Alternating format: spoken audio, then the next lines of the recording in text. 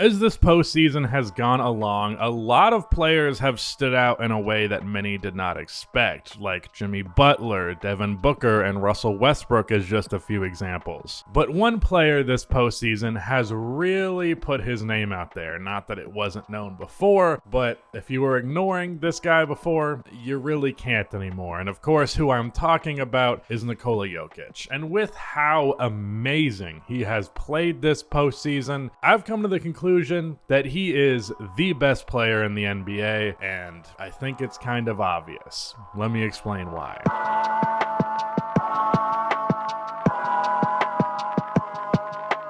The NBA playoffs are here, which makes now the perfect time to check out this video's sponsor, Prize Picks. Prize Picks is the easiest way to play daily fantasy for someone who is new to daily fantasy. It is just you versus the projections. Select 2 to 6 players and pick whether you think they will get more or less of their projected stat.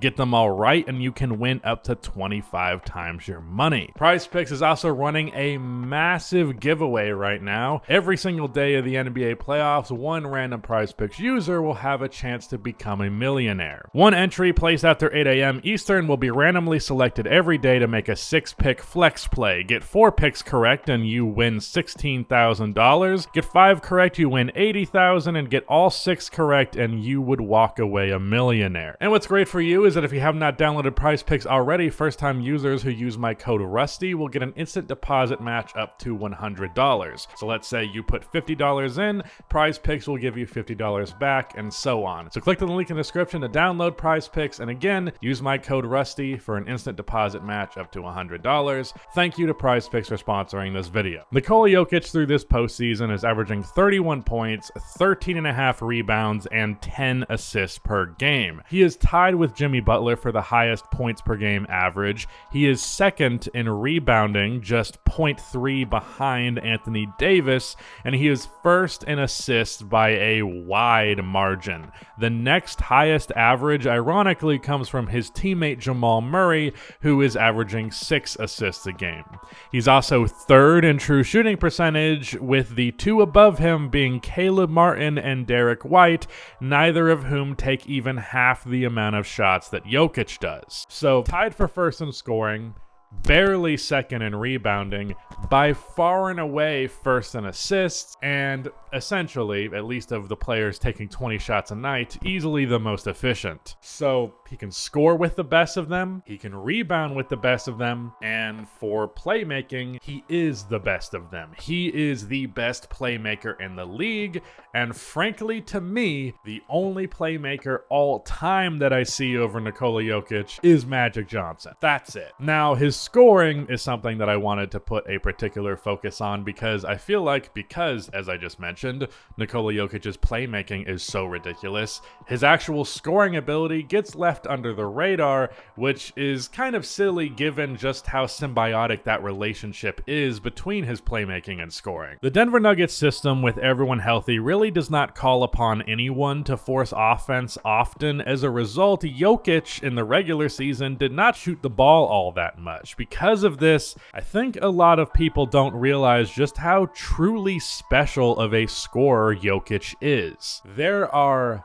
very few players throughout NBA history that can contend with the level of touch that Nikola Jokic has. Really, frankly, he's probably the GOAT in that specific category. I don't think the average NBA fan is truly aware of the extent of this. Jokic in the postseason is shooting 52% of his shots from 3 to 10 feet, meaning basically floaters, hook shots, and short jump shots. In case you weren't aware, that's ridiculous. Like an extremely high volume. Your typical big man, hell, your typical player, period, is not getting half of their shot diet from this particular range. In fact, this range is often considered to result in not very efficient or great shots often because because touch shots are really difficult. But not only is Jokic taking half of his shots in the postseason from this range, he's also shooting 66% from there, which is also extremely unusual. He is just simply unbothered by any pressure from the defense in that area of the court. The amount of times in any given game you will see Nikola Jokic just have a defender absolutely draped all over him. Whatever shot he puts up, their finger is very close to touching it, and it doesn't matter. He is unbothered. It doesn't matter what you do, he's gonna hit the shot or he's gonna not hit the shot. This skill set is immensely valuable because it makes him essentially impossible to stop one-on-one. So the solution would be to throw a double team at him, right? Well, then he's gonna pick your team apart with playmaking. So with Nikola Jokic, you're either damned if you do or damned if you don't. If you bring a help defender, he's going to cook you with his playmaking because he's always going to make the right pass, and he has a bunch of teammates capable of finishing the play. Or, if you give him single coverage, he's going to cook you one-on-one, because again, that shot in that area of the floor, simply unstoppable for him. So, he's possibly the best scorer in the entire league, definitely the best playmaker, certainly up there, if not definitely the best rebounder, and also a good defender. Yes, I said that, and I will elaborate, don't worry. See, his haters have argued for quite a while that you can expose and exploit Nikola Jokic on defense in the postseason. And that's true if his teammates suck at defense and his coach has a game plan that leaves him out on an island. Going into the Phoenix Suns series, there were a lot of people suggesting that Jokic would get, once again, exposed on defense, and Phoenix would simply pick them apart because they could quote-unquote pick and roll them to death. Frankly, I didn't know that Phoenix was as favored in this series as they were. Otherwise, I probably would have been more vocally like, what the hell is wrong with you guys? Because to me, it seemed obvious Denver was the favorite between the two. That's an aside thing. But either way, the reason people believed this would happen is because it did kind of happen in the 2021 postseason. That was in reference to when the Suns swept the Nuggets in 2021 because they got a lot of easy pull-ups versus Jokic in the pick and roll. But the thing is, these plays here are not Jokic's fault. It's the point of attack defenders' job to not die on the screen as they did all series. Look at what Will Barton is doing here. It's disgusting. And it's also on Michael Malone to realize that Phoenix's game plan is to take advantage of the drop and adjust to have Jokic play up on the screen. Fast forward 2 seasons and a healthy Nuggets team with Jamal Murray, KCP, Bruce Brown, and Christian Brown all being good to excellent point of attack defenders instead of fucking Will Barton. And well, you can see a different result. Add on to that a great defensive game plan suited to the circumstances, and what do you know, Nikola Jokic was not exposed. He played good defense all series in that one, did the same thing versus Minnesota, and hell, in game 1 versus the Los Angeles Lakers, that paint was locked down for a majority of the game with Nikola Jokic at center. When you are a slow-footed big man, you do have limitations that can be potentially exploited if your team does not have your back. But this has led a lot of NBA fans, especially in this age of versatility, to believe that simply if you're a slow-footed big, it means you can't be a positive defender, and that's just simply not true. If you're slow-footed and your guards do not do their job and your coach does not do their job, you will be quote-unquote exposed, either with a player hitting a pull-up on you or simply just being forced to match up with someone your skill set is not meant for defensively. It doesn't mean you're a bad defender, and if you want an example of this, well, look no further than Game 7 of the Celtics versus Sixers series, where Jason Tatum had 51 points, as you guys in the comment section of my Tatum video have been happy to let me know. But a handful of times in that game, Tatum's defender left Embiid on an absolute island for him to be cooked. So let me ask, did Joel Embiid get exposed here,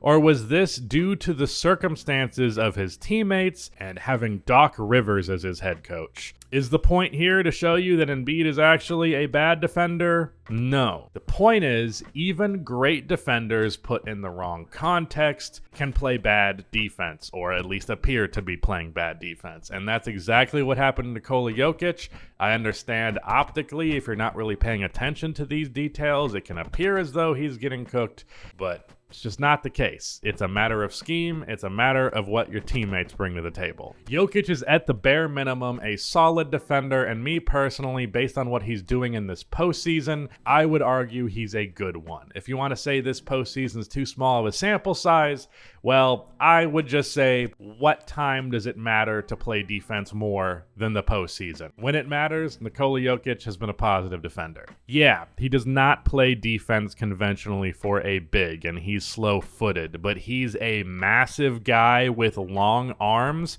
and most importantly, he knows how to position himself in the right spot defensively. And frankly, putting yourself in the right position is like 85% of what defense is. So at that point, are you not just a good defender, even if you're not blocking shots or keeping up with Stephen Curry on the perimeter? So Jokic is one of the best scorers, one of the best rebounders, the best playmaker, the most efficient, really good defensively, and hell, I'll just throw it in there as well, he is an Iron Man. He has played 90% of the regular season games over the last 3 years and has not missed a playoff game. So let me ask, which player in the NBA is bringing this skill set to the table? Hell, which player ever is bringing this skill set to the table? Because I can't think of one. I can't think of somebody who is categorically excellent at scoring, rebounding, and assisting, and a positive defender. Yeah, there's guys who are decent at one of those three things and great at the other two, but all three, that is a very unique and specific skill set that makes Nikola Jokic the best player in the NBA. If you think it's someone like Steph or Giannis, I understand that. Dear God, do not say Kevin Durant, let's be real here. But for me, it's not even a question right now. Nikola Jokic is the best player in the game. But that is it. Shout out to Rudy for editing this video, and goodbye.